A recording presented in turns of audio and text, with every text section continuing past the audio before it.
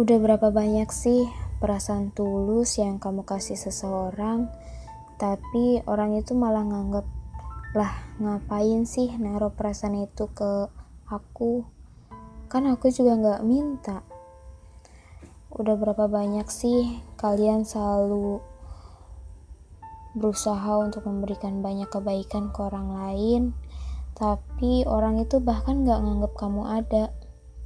Dan udah berapa banyak sih kamu pengen nyerah dalam keadaan itu, tapi hati malah bilang gini, ya elah, masa baru segitu aja udah mau nyerah sih?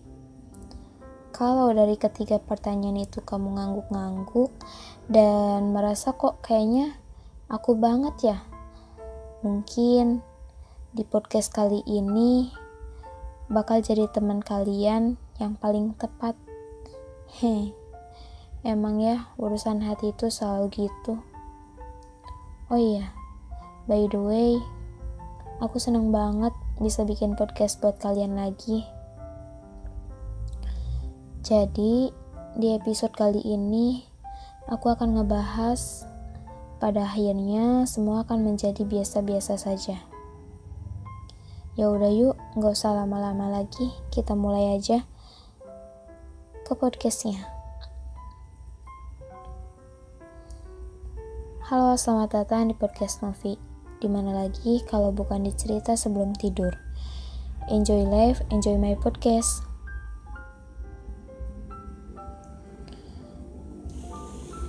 Kalau udah punya perasaan suka ke orang, emang segala hal kayaknya bakal dilakuin demi bisa melihat seseorang itu ya. Demi bisa sama-sama orang itu. Dan kayaknya semuanya bakal dilakuin deh demi ngebuat dia bahagia. Karena terkadang lihat dia senyum tuh kayak apa ya? Kayak jadi kebahagiaan juga buat kitanya. Gak apa-apa. Dan itu malah bagus banget. Jadi kita punya kebahagiaan lain dan punya sumber kebahagiaan baik juga kalau kita lagi sedih, kalau kita lagi gak mood, kalau kita lagi ya pokoknya lagi acak-acakan lah perasaannya.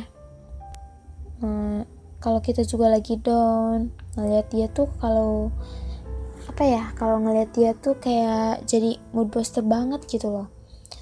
Tapi di sini yang salah adalah ketika perasaan itu udah berlebihan, dan saking berlebihannya tuh kita jadi nggak bisa nih ngebedain antara mana yang baik dan mana yang salah, mana yang harus dilakuin dan mana yang harus ditinggalkan.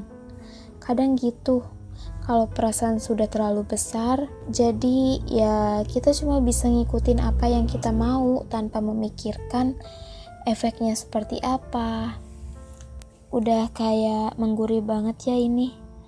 Kayak aku tuh lagi dengerin teman aku yang curhat, punya pacar, tapi pacarnya tuh udah punya pacar lain.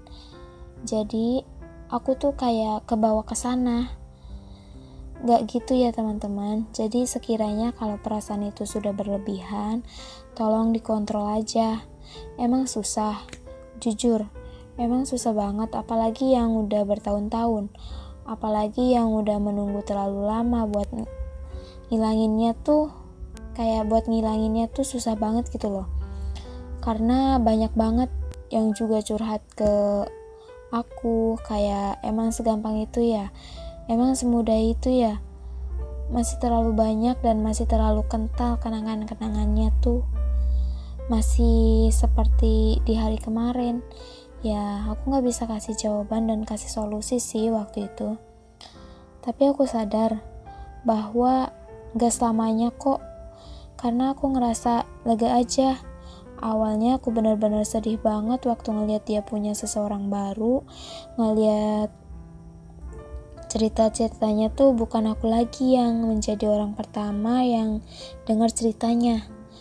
Awalnya aku juga ragu melangkah tanpa dia, karena ya emang cuma dia yang bisa kasih masukan ke aku. Emang cuma dia yang benar-benar bisa masuk ke dalam kehidupan aku. tanpa menggurui, tanpa menghakimi, tanpa dijudge. Kayaknya orang itu adalah orang yang paling tepat deh. Waktu itu saya bilang gitu. Tapi karena saya terlalu menaruh diri, saya terlalu dalam, terlalu bersandar sampai saya lupa bahwa batang yang kokoh saja bisa patah sewaktu-waktu. Apalagi kepercayaan yang kita taruh kepada seseorang yang gak pasti, itu kesalahan sih maksudnya.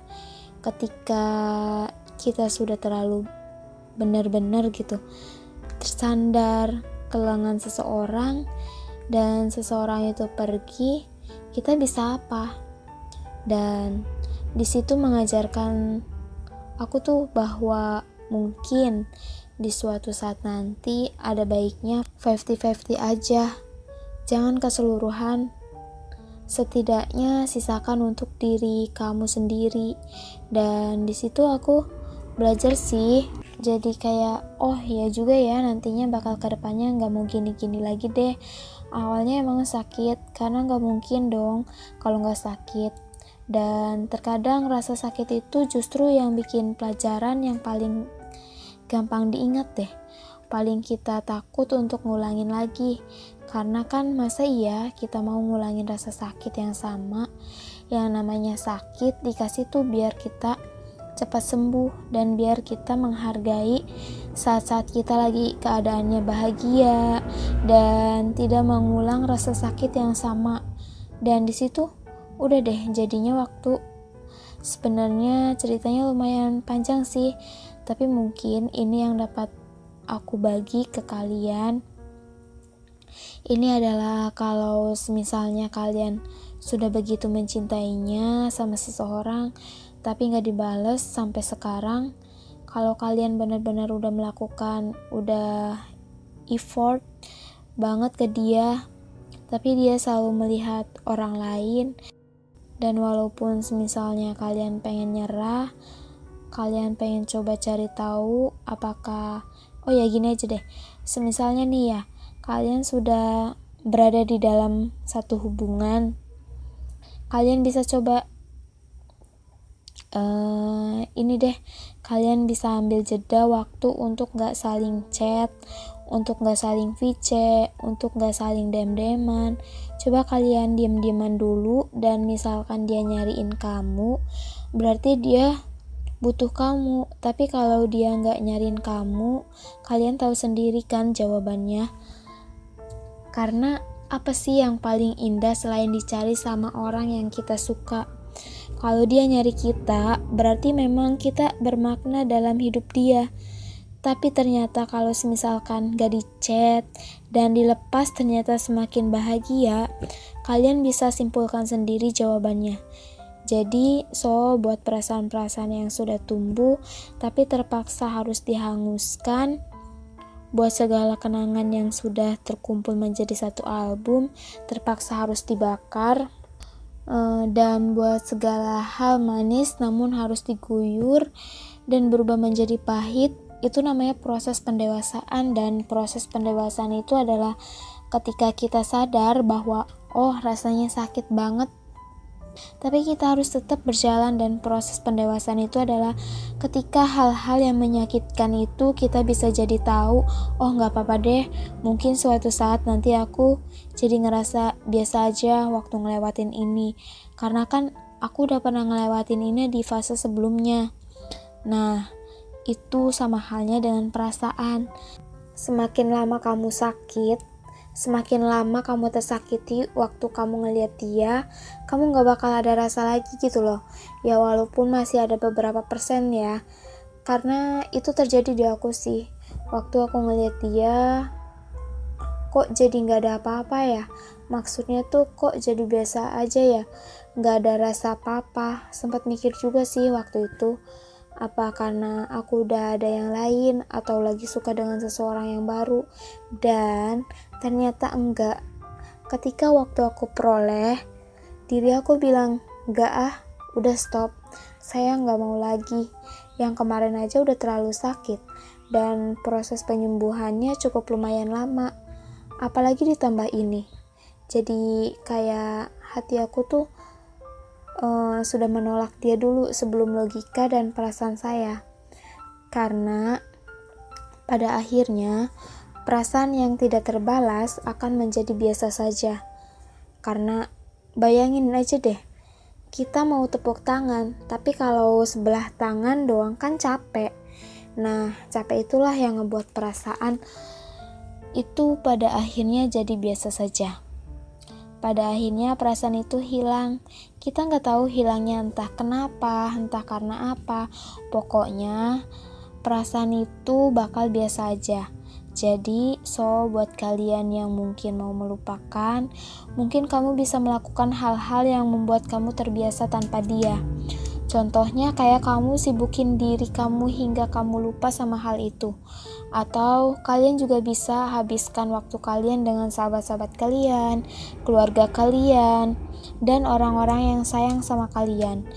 Dan dengan itu waktu bakal ngebantuin kalian kok buat bisa ngelupain dia. Dengan begitu, kamu bakal ditemukan dengan orang-orang baru yang kiranya bisa ngasih sisi positif ke diri kalian. Dan dengan begitu, kalian bakal lupa dengan sosok dia.